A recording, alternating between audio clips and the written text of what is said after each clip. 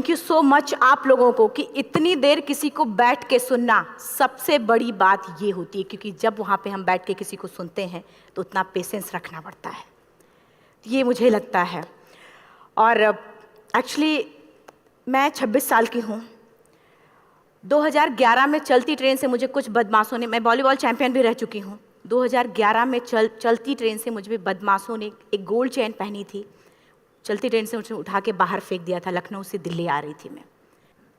Compartment में बहुत सारे, जनरल कंपार्टमेंट था, बहुत सारे लोग थे, किसी ने मना नहीं किया। एक प्लेयर का जो स्पिरिट होता है वो अपने आप, जब कोई छीनने की कोशिश करता कुछ भी, वो देता नहीं है, तो मेरे में भी था। मैंने मना किया और उन्होंने मुझे चलती ट्रेन से, वो 4-5 थे, उन्होंने बाहर फेंका। दुर्भाग्य ये था कि उसी समय दूसरी ट्रैक से ट्रेन आई और मैं उस ट्रेन में टकराई, फिर नीचे गिरी, दोनों ट्रेनें निकल गईं। कुछ देर बाद मैंने हाथ को ऐसे रख के उठने की कोशिश किया तो देखा कि मेरा पैर कट चुका था। थाई को उठा के देखा, मेरा पैर ऐसे जीन्स में लटका हुआ था, ब्लड फोर्सफुली निकल रहा, दूसरे पैर की हड्डियाँ टूट टूट के बाहर निकल चुकी थी। पूरी रात मैं चिल्लाती रही ट्रैक पे, छोटे छोटे पत्थर होते ऐसे चिल्लाती रही कि कोई बचा ले, कोई नहीं आया बचाने। और जब पूरी रात चिल्लाते चिल्लाते इतना कि मुझे दिखाई भी देना बंद हो गया, जब ट्रेन आता था तो वाइब्रेट होता था।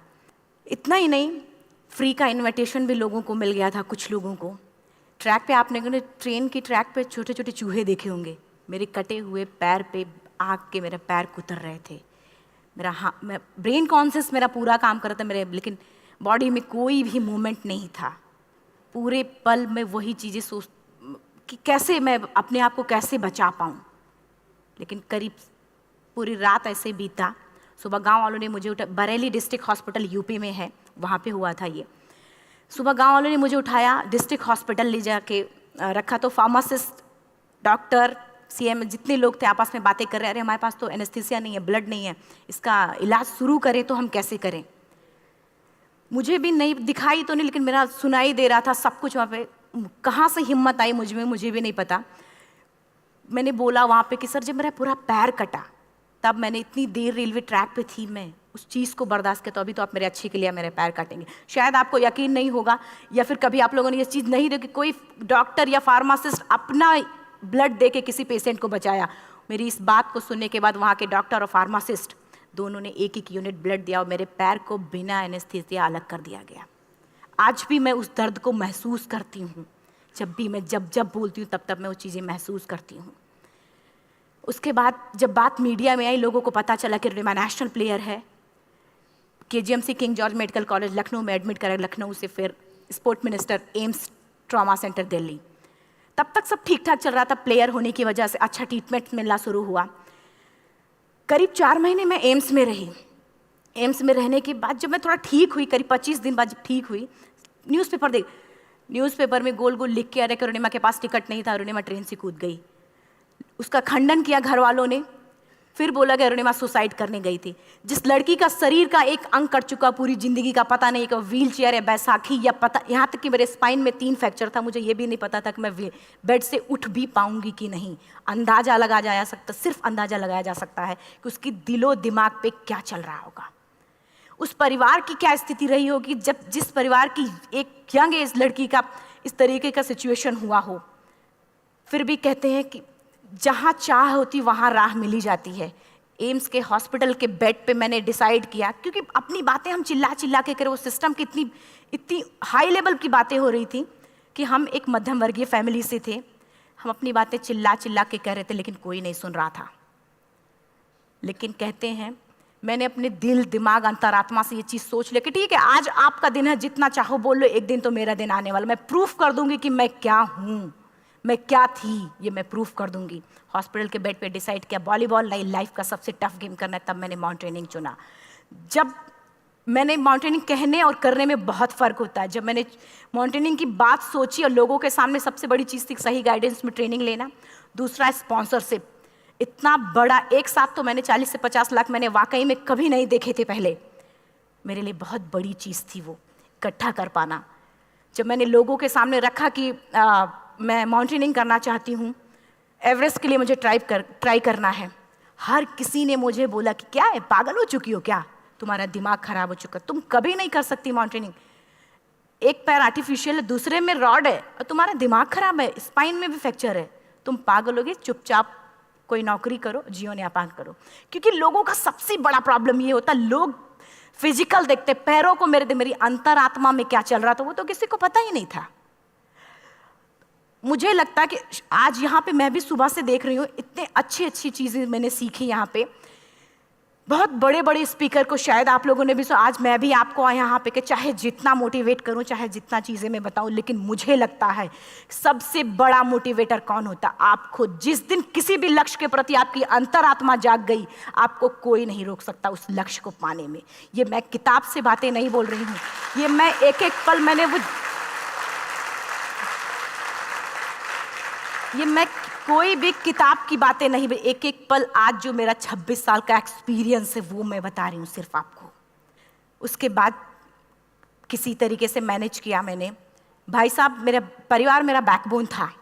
परिवार ने मुझे, भाई साहब ने मुझे कहा कि मैडम बछेंद्री पाल जिन्होंने 1984 में एवरेस्ट समिट का, उनसे मिलते हैं, वो जरूर कुछ ना कुछ करेंगे। हॉस्पिटल से निकलने के बाद मेरे राइट लेग में स्टिचेस लगी थी। मैंने डायरेक्टली घर जाने की बजाय, जब लोग ये सोचते हैं कि मुझे अपना जीवन यापन कैसे करना है, जब लोग ये सोचते हैं कि मुझे अपनी ज़िंदगी के, मेरे दिमाग में सिर्फ 2 चीज़ें चल रही थी, मुझे इनका जवाब कैसे देना है और एवरेस्ट समिट कैसे करना है।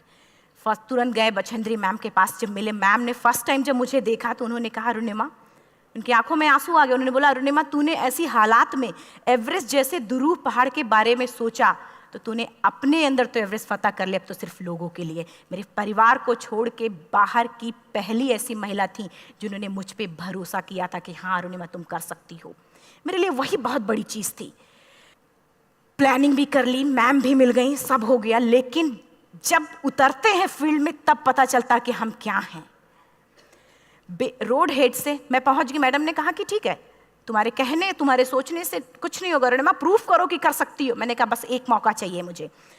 वाकई में जब मैं माउंटेन में पहुंची, रोड हेड से बेस कैंप लोगों को 2 मिनट लगता था, मुझे 3-3 घंटे लगते थे, क्योंकि मेरे राइट लेग की हड्डियां भी नहीं जुड़ी थी। लेफ्ट मेरा आर्टिफिशियल लग चुका था, लेकिन स्टंप एकदम रेड, उसका मतलब घाव एकदम नए थे। मैं अगर पैर रखती थी तो मेरे पैर से जोर से अगर दबा देती थी तो पैर से मेरे ब्लड आने लगता था। सारे लोग नॉर्मल थे वहाँ पे। हर कोई ये बोलता कि एक पीक के लिए जाते थे तो हर कोई मुझे ये बोलता कि अरुणिमा, तुम धीरे धीरे आओ। मेरे दिमाग में हर बार यही बात चलती थी कि क्या है, मैंने एवरेस्ट का प्लान किया, मैं इनके बराबर भी नहीं चल पा रही हूँ। खुद से संकल्प लिया कि कोई बात नहीं, एक दिन ऐसा आएगा कि मैं इनसे पहले जाऊँगी। और आपको शायद यकीन ना हो, आने वाले 8 महीने बाद पूरा का पूरा वेट उठा के बेस कैंप से साथ निकलते और टॉप पे पहले पहुंचते। ऐसे करके देखते थे कि अरे ये लोग तो पीछे। खुशी होती थी। उससे भी ज़्यादा मुझे खुशी तब होना शुरू हुआ जब वो सारे लोग आके मुझसे ये पूछते, मैडम खाते क्या हो, बता दो, पैर नहीं है फिर भी कैसे चलते हो। उसके बाद पूरा मुझे स्पॉन्सरशिप मिला। मैं जब एवरेस्ट के लिए गई, मेरे लिए सबसे बड़ा, एवरेस्ट की जर्नी में मेरे सबसे बड़ा चैलेंज यही था कि दूसरे को समझा पाना। मैं नहीं समझा पाती कि भाई मैं कर सकती हूँ। जब मैं एवरेस्ट के लिए गई, शेरपा होता, शेरपा को जब ये बात पता चला कि मेरा प्रोस्थेटिक लेग है, आर्टिफिशियल लेग है, दूसरे में रॉड, बोला नहीं ले जा सकता, इसकी वजह से तो मेरी भी जान जाएगी। मैडम ने, हमने सबने कन्विंस किया किसी तरीके से। मन वाकई में जो टीवी में हम और उसमें फोटोज़ में देखते हैं, ब्लू और ग्रीन आइस, हिला देने वाला होता। जितना सुंदर दिखता उतना ही हिला देने वाला होता। जब मैं हमारे ग्रुप में 6 लोग थे, रॉकी एरिया तक मैं सबसे पहले थी, लेकिन जैसे ही मैं ग्रीन और ब्लू आइस में गई, मेरा आर्टिफिशियल लेग स्लिप कर जाता था। फ्रंट पॉइंटिंग से, जब मैं फ्रंट क्रैम्पोन से फ्रंट पॉइंटिंग मारती थी, लेफ्ट से पेन होता था तब भी करते, लेकिन आर्टिफिशियल जैसे फ्रंट पॉइंटिंग मूव हो जाता, मेरा पैर ही मूव हो जाता था। शेरपा मुझे बोला नहीं हो सकता अरुणिमा, जबरदस्ती मत करो। मैंने कहा कुछ नहीं, ये मेरा पैर है, मैं जानती हूँ कैसे चलेगा। फाइनली 1, 2 बार, 3 बार करने, 4 बार, 5 बार होल हो जाता था। आइस थोड़ा टूट के निकलता था तो मैं वहाँ पैर रख के जाती थी। कैंप 3 तक ठीक था, प्रॉपर एक्लेमेटाइज किया अपने आप। कैंप 3 तक जनरली गए। बात जब कैंप 3 के ऊपर की होती है, साउथ कोल समिट, अच्छे माउंटेनियर, अच्छे दिलेर के हौसले धरे के धरे तब रह जाते हैं जब अपनी आंखों के सामने किसी को मरता देखता है। और दिमाग में बात, जब जिसको डिसीजन मेकिंग, और जब दिमाग में बातें जब ये आने लगती हैं कि अरे जिस चीज़ के लिए हम जा रहे हैं उसी चीज़ के लिए आदमी मर रहा है, इसी चीज़ के लोग लिए मर चुके हैं। रात में क्लाइंबिंग, ज़्यादा से ज़्यादा माउंटेनिंग रात में की जाती है क्योंकि वेदर शांत होता है। जब मैं रात में निकली साउथ कोल से, कैंप 4 से, मेरी हेडलाइट जिधर ही हेडलाइट जा रही थी उधर ही डेड बॉडीज़ मुझे नज़र आ रही थी। मेरे रोंगटे खड़े हो रहे थे, मुझे समझ में नहीं आ रहा था कि मैं करूं तो क्या करूं। इतना ही नहीं, मैं जिस रोप में थी उसी रोप में जब मैं आगे जा रही हूं और एक बांग्लादेशी, उनका हाथ हल्का हल्का ऐसे हिल रहा, मुंह से आवाज आ रही थी। मैं एक्सप्लेन नहीं कर सकती मुझे कितना डर लग रहा था। बार बार ये बार बार मन में आती, इसका ऑक्सीजन खत्म हुआ है, ये मर चुका है लास्ट सिचुएशन में, और हम कुछ नहीं कर पा रहे हैं, क्या करें। उसके बाद मैंने 10 से 15 मिनट सिर्फ मैं वहाँ खड़ी रही। मैंने सिर्फ इतना बोला कि अगर आप सभी में से सभी ने एवरेस्ट सबमिट कर लिया तब तो ठीक है, अगर नहीं सबमिट किया है मैं सबके लिए एवरेस्ट सबमिट करूँगी और जिंदा वापस जाऊँगी। क्योंकि जैसा हम सोचते हैं हमारी बॉडी उसी तरीके से जनरेट करना शुरू करती है। मैंने डेड बॉडी, क्योंकि जा ही नहीं सकते थे किनारे से, उसी रोप में वो एंकर है, डेड बॉडी को लांगी और लांग के जाना शुरू किया। हिलेरी स्टेप साउथ समिट के करीब जब मैं खुद पहुंची, मेरे शेरपा ने एक जोर से झटका मुझे दिया कि अरुणिमा वापस चलो, तुम्हारा ऑक्सीजन खत्म हो रहा है। हिलेरी स्टेप के बाद एवरेस्ट समिट है, थोड़ा चलने के बाद एवरेस्ट समिट है। अगर कोई आपसे ये बोले, आप अपने टारगेट के इतने करीब हो, अगर कोई आपसे ये बोले कि अरुणिमा वापस चलो, कैसा लगता है? मैंने भी यही बोला, सर क्या बोल रहे हो आप, मैं नहीं जाऊंगी वापस। बोला अरुणिमा जिंदगी रही, दोबारा ट्राई करना और एवरेस्ट समिट हो जाएगा दोबारा तुम्हारा। मैंने कहा नहीं, ये आप जिंदगी में गोल्ड चांस बार बार नहीं आते, लाइफ में कभी कभी आता है, ये आपके ऊपर आता, आप उसको पकड़ के रखते हो या फिर छोड़ देते हो। मैं अपना गोल्ड चांस कभी नहीं, क्योंकि मैं जानती थी मुझे स्पॉन्सरशिप बहुत मुश्किल से मिला, एक बार अगर मैं छोड़ देती दोबारा मुझे कभी नहीं मिलता। मैं बहुत अच्छी तरीके से जानती थी। मेरा फाइनली मुझे बछेंद्री मैम ने भी एक बार बात समझाई थी, मेरी माँ ने मुझे एक बात बताया था कि लाइफ में कभी कभी सिचुएशन ऐसी आती है जब सिर्फ आप अकेले होते हो, डिसीजन सिर्फ आपको लेना होता है। जहाँ पे भी होना, खड़े होकर हल्का सा पीछे मुड़कर देखना और ये सोचना कि आप एक एक कदम चल के यहाँ तक पहुँचे हो, सिर्फ अपना एक कदम आगे बढ़ाना, तुम देखना कुछ देर बाद तुम टॉप पे होगी। मेरे दिमाग में उनकी बातें वीडियो की तरह चल रही थी और सिर्फ एवरेस्ट का टॉप चल रहा था। मैंने शेरपा को पहले कन्विंस करने की कोशिश की कि भाई चल, कुछ नहीं होगा भाई चल। फाइनली जब वो नहीं माना, मैंने एक कदम आगे बढ़ाया, डिसीजन लिया कि नहीं जाना ही जाना है। आगे बढ़े, करीब 1 से 1.5 घंटे बाद मैं टॉप पे थी। और इतना ही नहीं, आज भी मैं जितनी बार बोलती हूँ उतनी बार मैं महसूस करती हूँ, मेरे रोंगटे खड़े हो जाते हैं, मेरा दोनों हाथ ऊपर करके जोर जोर चिल्लाने का मन कर रहा, कितनी जोर से चिल्लाऊं कि सबको बता दूं कि आज मैं टॉप ऑफ द वर्ल्ड पे हूं। उन लोगों को बता दूं जो लोग ये सोचते हैं, लड़की, दूसरे विकलांग, तीसरे मिडिल क्लास में, जो लोग एक बार हार के फिर दोबारा लड़ना नहीं चाहते, जो लोग हारने के बाद सोचते हैं कि हम दोबारा कुछ कर नहीं सकते, उन लोगों को मैं चिल्ला चिल्ला के टॉप से बताना चाहती थी कि नहीं, आप सब कुछ कर सकते हो। सिर्फ एक सोच की विकलांगता, हैंडीकैप आदमी यहाँ से होता है, यहाँ से नहीं। अगर यहाँ से जो आदमी विकलांग है तो नॉर्मल आदमी भी विकलांग है, जो अगर यहाँ से विकलांग है। चिल्ला चिल्ला के मैं बताना चाहती थी। मैंने शेरपा से कहा कि आप एक फ़ोटो खींच लो, क्योंकि सारे लोग फ़ोटो, अपना नेशनल फ्लैग का जो वैल्यू होती है ना, वो जो हम कहीं बाहर होते हैं तो पता चलता है। मुझे भी बहुत खुशी हो रही थी, फ्लैग को हग किया और बोला फ़ोटो खींचो। बोला पागल हो गई है, तेरा ऑक्सीजन कभी भी ख़त्म हो जाएगा, नीचे चल। कहा नहीं, फ़ोटो खींच लो। फ़ोटो खींचा उसने। वो तो अगली बार इतना तेज गुस्सा हुआ, मैंने उसको बोला कि भाई वीडियो भी बना ले। 8848 की हाइट पे ऑक्सीजन खत्म हो रहा है, आज हम भी हंस रहे हैं आप लोगों के साथ क्योंकि यहाँ पूरा ऑक्सीजन है। और 8848 की हाइट पे जब मुझे शेरपा, कोई भी शेरपा को बोलेगा भाई वीडियो बना, तो परेशान हो जाएगा, पागल हो चुकी क्या, तुम मर जा, यहाँ मैं जा रहा हूँ नीचे। मैंने कहा नहीं, कुछ नहीं होगा, आप बनाओ वीडियो। किसी तरीके से मन में 4-5 पेयर बैटरी रख के लेके गई कि डिस्पोजल कैमरा, एक अलग कैमरा, कि मतलब एक नहीं काम करेगा तो दूसरा करेगा, प्रॉपर प्लानिंग से। शायद आप लोग भी सोचो कि वाकई में लड़की को इतना बड़ा रिस्क लेने की क्या जरूरत थी, कि जिंदगी कभी भी जा सकती थी इसकी। लेकिन मैंने वो रिस्क लिया क्यों? क्योंकि मैं चाहती थी, कहीं ना कहीं से मेरे भी दिमाग में ये बात आ चुका था कि मैं जिंदा वापस ना जाऊं। मैं चाहती थी कि अगर मैं जिंदा ना जाऊं तो तो ये वीडियो मेरे इंडिया शेरपा से मैंने यही बात बोली, ये वीडियो अगर मैं जिंदा नहीं जाती हूँ, ये वीडियो मेरे इंडिया पहुँचा देना, मेरे यूथ तक चला जाएगा। क्योंकि मैं चाहती थी कि 11 अप्रैल 2011 को मेरा एक्सीडेंट हुआ, 21 मई 2013 10:55 पे मैं टॉप ऑफ द वर्ल्ड पे थी। ऑलमोस्ट 1 से 2 साल के अंदर